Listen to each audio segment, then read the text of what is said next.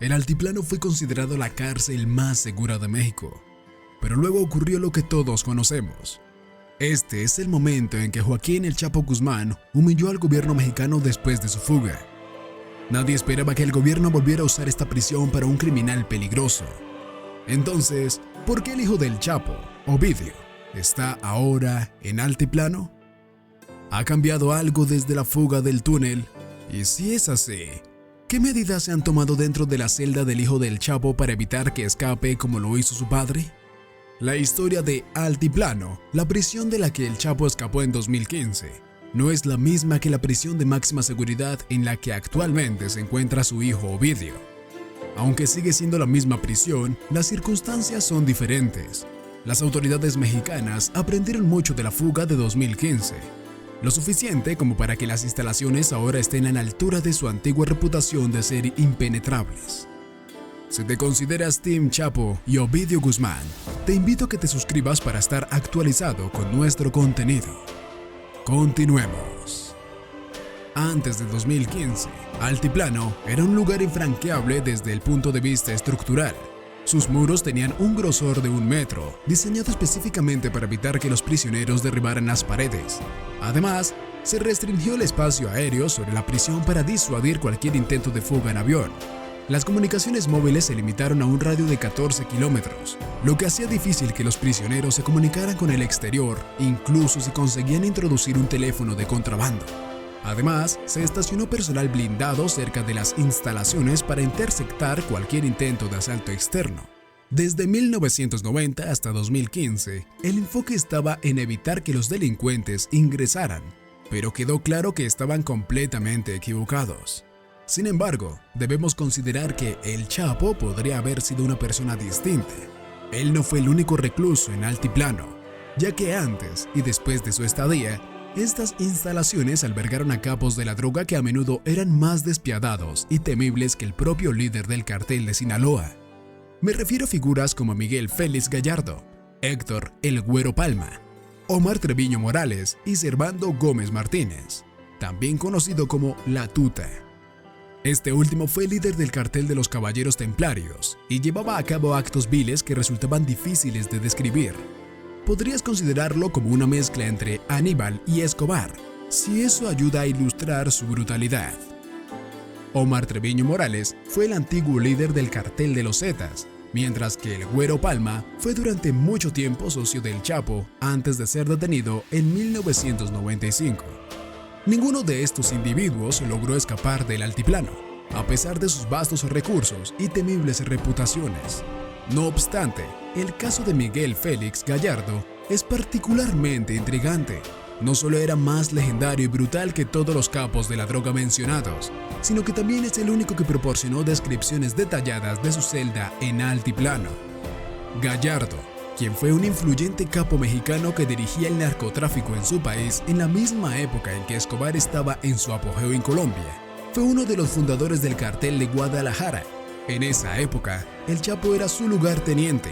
Esto ocurrió en la década de los 80 y podríamos hablar durante horas sobre las numerosas atrocidades que cometió. Sin embargo, es crucial destacar que Gallardo se convirtió en un problema significativo para México, lo que llevó a las autoridades a hacer todo lo posible por mantenerlo tras las rejas. En 1993, finalmente fue capturado y enviado directamente al Altiplano, donde cumplió una condena de 37 años. Su tiempo en esta prisión estuvo marcado por una serie de quejas.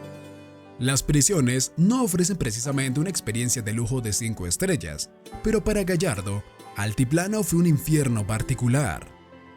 En esta prisión de máxima seguridad, él describe su celda como un sucio agujero de 2 por 3 metros, del cual nunca podía salir. Con el tiempo, su salud se deterioró gravemente, sufriendo vértigo, sordera, pérdida de un ojo y problemas de circulación.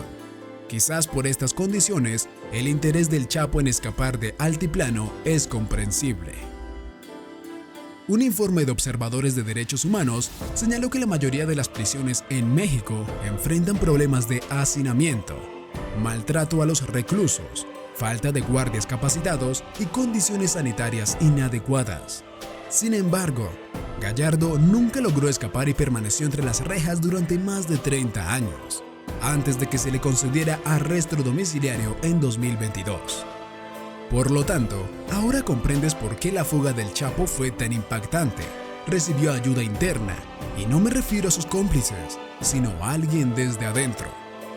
En las semanas previas a su fuga, los reclusos que compartían celda con él se quejaron a los guardias de un ruido de taladro proveniente debajo de sus celdas.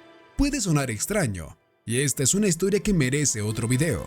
Ahora que hemos establecido Altiplano como una prisión temible, casi impenetrable, podrías preguntarte por qué enviaron a Ovidio allí. Podríamos argumentar que, si Ovidio no fuera el hijo del Chapo, sería un desconocido. Antes de su detención, ¿cuántas veces habías oído su nombre en las noticias? Simplemente queremos asegurarnos de que el gobierno no esté castigando al hijo por los crímenes de su padre. Si no tenemos cuidado, podríamos cometer el mismo error que el gobierno, que subestimó a Ovidio Guzmán López y pagó un alto precio por ello. Uno de los eventos que demostró lo peligroso que era Ovidio ocurrió en 2019, cuando el Chapo estaba en Estados Unidos, esperando lo que muchos creían que sería una merecida sentencia en la instalación penitenciaria más extrema del mundo, ADX Florence. El presidente Andrés Manuel López Obrador acababa de ser recién elegido y estaba decidido a ponerle fin al legado del Chapo. Esto implicaba desmantelar el cartel de Sinaloa y encarcelar a todos sus aliados. Sin embargo, esta empresa resultó ser ingenua por varias razones, siendo la más evidente la guerra civil que se desató tras la captura del Chapo. 4 de los hijos del Chapo, Iván Archibaldo Guzmán Salazar, Jesús Alfredo Guzmán Salazar, Joaquín Guzmán López y el propio Ovidio, se aliaron bajo el nombre de los Chapitos. Su único interés era tomar el control de la plaza de su padre. Sin embargo, surgieron problemas porque el hermano de su padre, Aureliano Guzmán, conocido como El Guano, y su socio Ismael, El Mayo Zambada, había reclamado ya el trono del Chapo y no estaban dispuestos a cederlo a los Chapitos. Esto dio lugar a 2 años de luchas internas que paralizaron no solo el estado de Sinaloa, sino que también desencadenaron una disputa internacional que preocupó a la presidencia de México. Este fue el contexto que llevó al presidente Obrador a tomar la decisión de eliminar a los Chapitos y todo lo relacionado con el cartel de Sinaloa. Sin embargo, aún enfrentaba varios problemas. Por un lado, nadie sabía dónde se escondía el Mayor o el Guano. Por lo tanto, Obrador optó por lo más fácil, los Chapitos. Pero ellos eran conscientes de que Ovidio era el eslabón más débil de los hermanos, el más llamativo, menos capaz y menos protegido. Las agencias de inteligencia siempre lo habían tenido en su radar, incluso publicaba fotos de sus actividades y adquisiciones en las redes sociales. Hasta ese momento no había ningún incentivo para capturarlo y creían que sería una presa fácil. Estaban en lo cierto hasta cierto punto, ya que su captura resultó relativamente sencilla. Sin embargo, no anticiparon la violencia que estallaría cuando intentaran retenerlo. En una secuencia de eventos que los medios de comunicación llamaron el Jueves Negro, los sicarios del cartel llevaron a la capital Culiacán al límite. El gobierno no había previsto que los hermanos mayores vendrían a rescatar al pequeño. Las salidas quedaron bloqueadas, los negocios cerrados y los ciudadanos fueron secuestrados en sus propias casas y asaltados en las calles. La ciudad estaba en caos y el mundo observaba cómo el presidente Obrador lidiaba con lo que se había convertido en un incidente internacional y una vergüenza nacional. Ahora se encontraba en una posición delicada. Si bien tenía a Ovidio bajo custodia y por supuesto podía eliminar fácilmente a los sicarios del cartel de la traición con solo una fracción de las Fuerzas Armadas Nacionales, hacerlo conllevaría daños colaterales devastadores, con la posibilidad de que cientos o incluso miles de ciudadanos murieran. Esto sería como mínimo un suicidio político. Obrador había estado jugando una partida de damas mientras los Chapitos estaban jugando al ajedrez en 3 dimensiones. La única opción que tenía sobre la mesa era dejar en libertad a Ovidio. Ahora empiezas a comprender por qué el gobierno tuvo que enviar a Ovidio al altiplano. Pero en lo que respecta a su reciente captura, debería bastar para convencerte. El 5 de enero de 2023, Ovidio se escondió en una comunidad pesquera rural en las afueras de Culiacán. El gobierno mexicano asaltó las instalaciones de Ovidio como si estuvieran en plena Segunda Guerra Mundial.